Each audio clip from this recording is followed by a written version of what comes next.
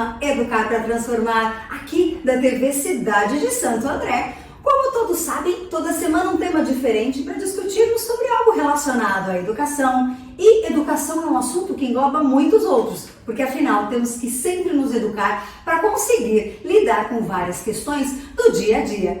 E mais uma vez tenho aqui essas queridíssimas convidadas, Sheila Moura e Rebeca Dora. Muito obrigada, meninas, pela presença de vocês. Obrigada a você pelo convite. Mais uma oportunidade da gente estar aqui falando sobre o nosso trabalho. Com certeza, e levando para o pessoal muita informação e conhecimento. Pessoal, essa semana um tema extremamente cobrado que me pediram, Ju, fala um pouquinho sobre a questão de como educar a nossa questão da saúde para esse momento que estamos vivendo, o momento do inverno, momento de frio, em que muitas vezes a gente tem comportamentos que nos colocam para pegar uma gripe, uma pneumonia, bronquiolite. O tema de hoje, pessoal, é fisioterapia nas doenças respiratórias da infância. Não só da infância, vamos falar de vários assuntos, mas principalmente das nossas crianças e adolescentes. E as meninas estão aqui para contar um pouco do trabalho delas. Eu há muito tempo venho ouvindo esse assunto fisioterapia respiratória. Você já ouviu falar nisso? As meninas vão abordar um pouquinho o que seria, meninas, para a gente iniciar a conversa, o que seria essa fisioterapia respiratória? Então, qual das duas começa? Pode ser Rê, começa pra gente. é uma fisioterapia respiratória, é uma especialidade da fisioterapia, né? E que atende tanto adultos quanto crianças, uma área ainda bem desconhecida, antiga, mas desconhecida ainda, né? Sim. Ela já existe há muito tempo, mas ainda muitas pessoas não conhecem. E o objetivo dela é a gente estar trazendo uma melhor função respiratória tanto para adulto quanto para criança, né? Aqui no caso a gente vai estar falando mais das crianças. A gente vai, né, com a fisioterapia respiratória, a gente vai acabar tratando essas doenças que a Ju acabou citando e prevenindo essas doenças, prevenindo as complicações respiratórias que as crianças acabam tendo nesses quadros virais, né, que a gente fala. Então, né, nos quadros virais que são os resfriados, as bronquiolites, as inflamações de vias aéreas superiores e o que voltou também, as pneumonias. Então isso acaba acarretando num acúmulo de secreção e aí acaba às vezes tendo algumas complicações respiratórias. Então a gente quer abranger um pouquinho, falar um pouquinho do nosso trabalho, falar um pouquinho da fisioterapia respiratória, que ela não é só feita no ambiente hospitalar, né? A fisioterapia respiratória ela pode ser feita no domicílio, ela também é feita em clínicas, a gente pode fazer o atendimento nas escolas. Para quê? Com o objetivo de prevenir essas complicações e prevenir uma internação, Nossa, né? isso é perfeito. E ela não é só feita em crianças com quadros respiratórios agudos, né? Porque tem muitas crianças que têm quadros respiratórios crônicos. Sim. Então são as crianças asmáticas, né? Que apresentam várias sequelas, né? Tanto respiratória quanto muscular. E a fisioterapia respiratória vai trabalhar em cima disso. Essa criança ter a menor quantidade de crise possível, Sim, né? ou as crianças que têm também doenças genéticas ou doenças neurológicas que acabam tendo uma complicação respiratória em consequência dessa doença de base que a gente fala. Repetição, que nem as crianças com síndrome de Down. Sim. Os neuropatas, eles têm muita pneumonia de repetição, então a gente atua aí também, tanto prevenindo quanto tratando. Meninas, esse assunto é seríssimo, é seríssimo. Eu imagino que o nome, né, fisioterapia respiratória, ele veio muito forte com a pandemia. Vocês sentiram que o trabalho de vocês passou a ser mais conhecido e reconhecido também na época da pandemia? Teve aí o auxílio desse trabalho durante a questão da Covid? O que vocês sentiram? Porque não deve ter sido fácil, né? Eu acho que ficou mais nítido assim na mídia, né? Ficou mais conhecido na mídia. Porque falou muito na televisão. Exato. Da atuação do fisioterapeuta, do manuseio do aparelho de ventilação mecânica, que se falava muito, se tinha aparelho, se não tinha aparelho, dos pacientes entubados. que o físio acaba manuseando, acaba também vendo a questão ventilatória do paciente. Então, eu acho que na mídia ficou mais forte. E isso é interessante porque acredito que o público também, assim como eu, me passava muito pela cabeça a atuação de vocês nos hospitais. E o que vocês estão trazendo para nós hoje é a importância da fisioterapia nessa questão respiratória e que não vai atuar só nos hospitais. Exatamente. Vocês atuam no domicílio, então vamos imaginar as mães com as crianças que têm muitos casos agora com as questões de um princípio de pneumonia e recorre aos hospitais, que hoje em dia nós sabemos, né? É o período, os hospitais estão cheios, né? E vocês então iriam no domicílio para realizar o trabalho? Conta um pouquinho como que é.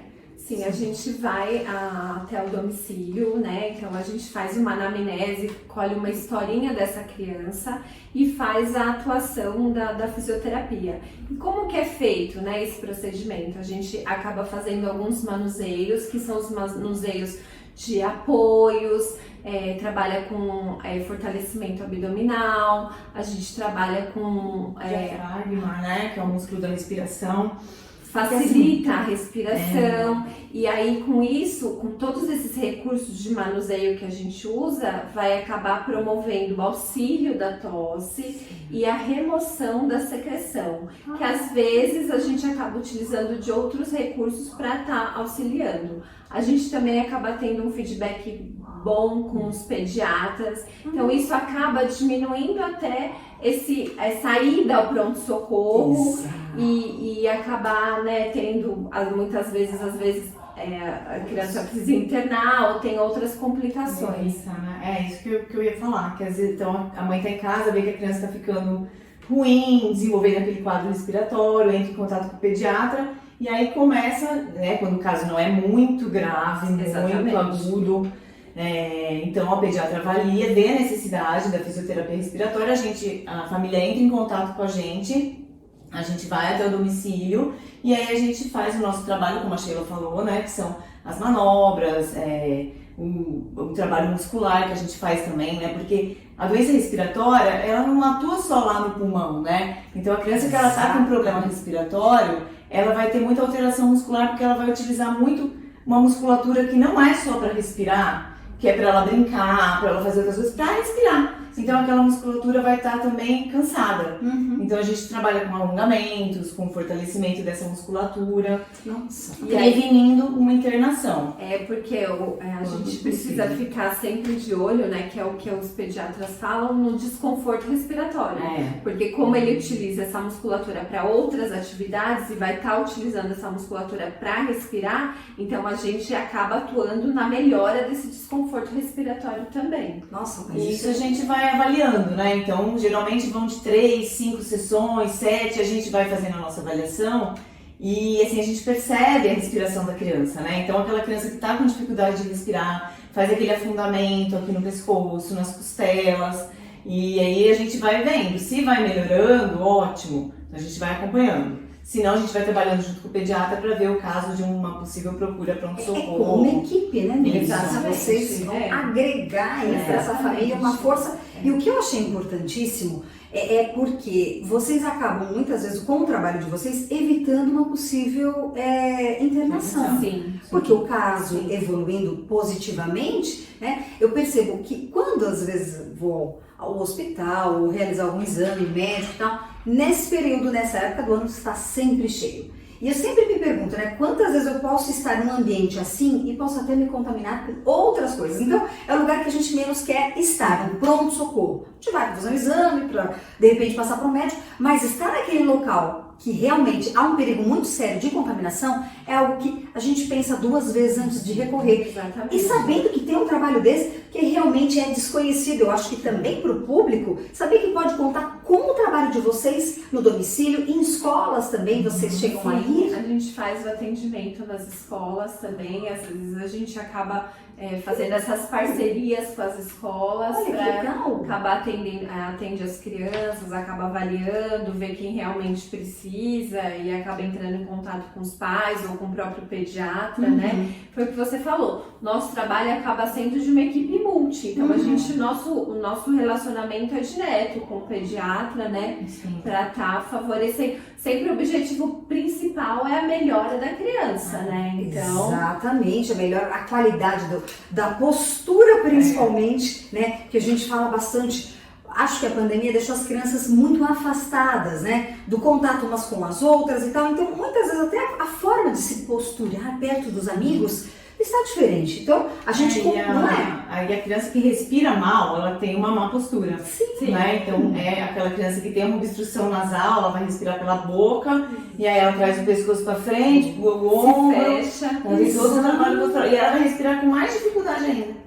Então, na hora que você consegue abrir, fazer, alongar, a criança começa a respirar melhor. Eu penso que quantas vezes a família toda, né, ou porque o pai também tem uma questão, às vezes um quadro asmático, Sim, né? sim. Tem muitos conhecidos que tem uma situação assim, o pai tem, a criança tem, e às vezes a família não prestou nem atenção nessa postura toda, e uma coisa vai puxando a outra, né? As consequências vão vindo. Sim. E eu penso agora, estamos tentando sair desse quadro de pandemia, né? A pandemia já passou, agora a Covid já está sendo tratada, a questão aí com a vacina, mas é um quadro complicado ainda nos dias de hoje, porque não queremos, por mais que sabemos a questão da Covid, a gente não quer se contaminar. Então, ainda há uso de máscaras, ainda há um contato, a questão da higiene também ainda tem que ser bem trabalhada, assim como a questão das gripes. O trabalho das meninas, pessoal, pode ser encontrado em qualquer cidade, por exemplo, aqui do ABC, Santo André. Vocês atendem também São Caetano, Mauá? Sim, aqui o ABCD a gente acaba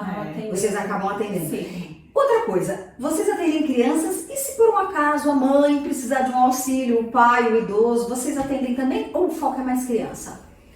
Nosso foco maior são as crianças, mas certo. A gente tem uma equipe que tem um Perfeito. perfil mais de adulto que a gente acaba porque encaminhando. É diferente, né? A fisioterapia respiratória na criança e no adulto. Isso é importante deixar claro. Na criança acaba sendo algumas manobras mais passivas, né? Então feitas mesmo pelo fisioterapeuta, mesmo porque a gente atende bebês às vezes até de 20 dias, né? 6 meses, 8 meses. Então uma criança maiorzinha, 4, 5 anos, a gente começa a fazer uns exercícios mais ativos, né? Sim. Ou seja, que a própria criança vai realizar para ajudar na respiração dela. Mas os menorzinhos, não tem como. Então praticamente são as manobras passivas.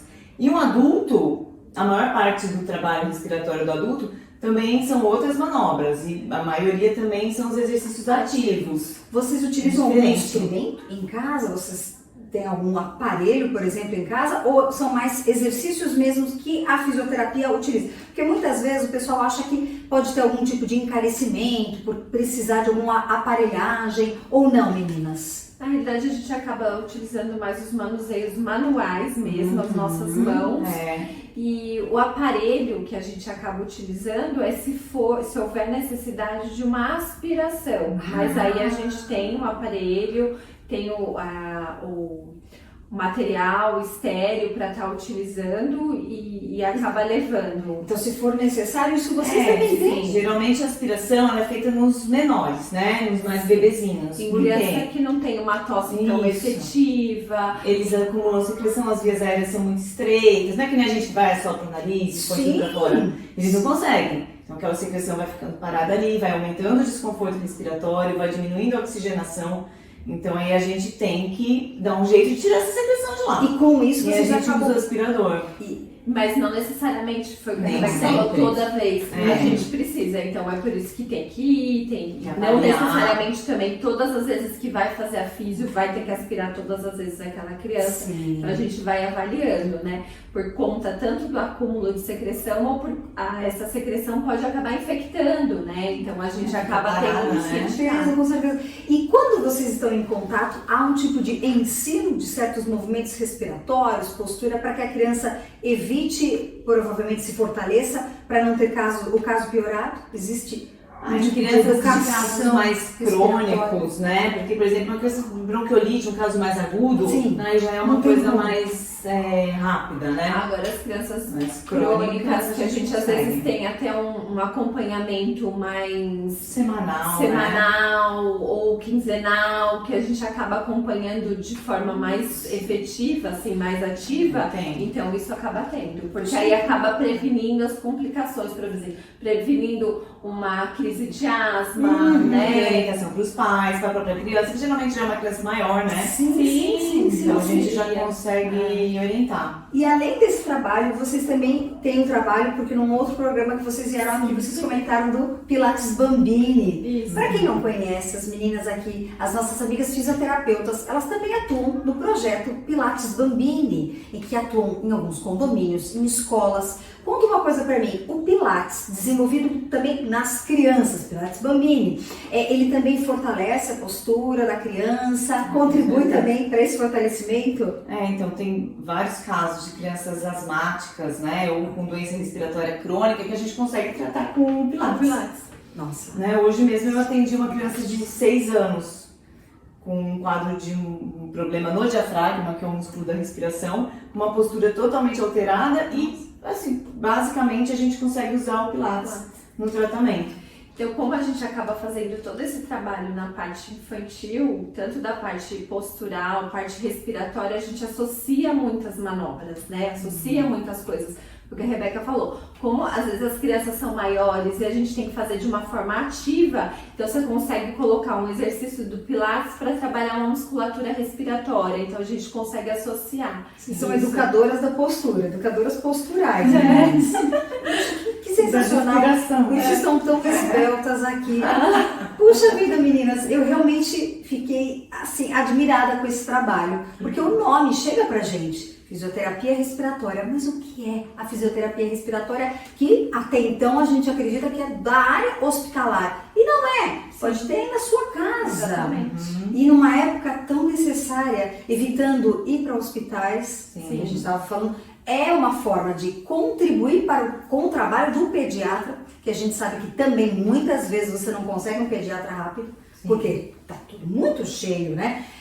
Todo ano a gente tem essa questão. Então, por que não prevenir? Por que não esperar aquele momento? Principalmente se você já tem um caso de uma criança com asma, uma criança com uma bronquite. Muitas vezes espera-se, acredita-se que vai chegar um momento que vai ter uma crise e vai ser necessário procurar um hospital. Então, não esperar essa crise, procurar as educadoras aqui da postura. Meninas, e quem procurar vocês, sabendo que assistiu a gente no nosso programa, tem um descontinho? Sim, com certeza. Então, olha só, se você assistiu ao nosso programa, gostou da entrevista e está sendo importante para você, procure as meninas aqui, avisa que vocês assistiram ao nosso programa, a nossa entrevista, com certeza o valor será diferente. E mais uma vez, eu agradeço demais, porque vocês estando aqui, me ensinam e com certeza ensinam o público aí em casa. Meninas, mais uma vez, muito obrigada. Obrigada a você pela oportunidade. A gente espera ter esclarecido e estamos à disposição para maiores dúvidas. Sim, com certeza. Obrigada, Sheila. Obrigada, Rebeca. Mais uma vez a gente está sempre junto, aprendendo a como educar para transformar aqui na Web TV, cidade de Santo André. Um abraço grande e até a próxima, pessoal!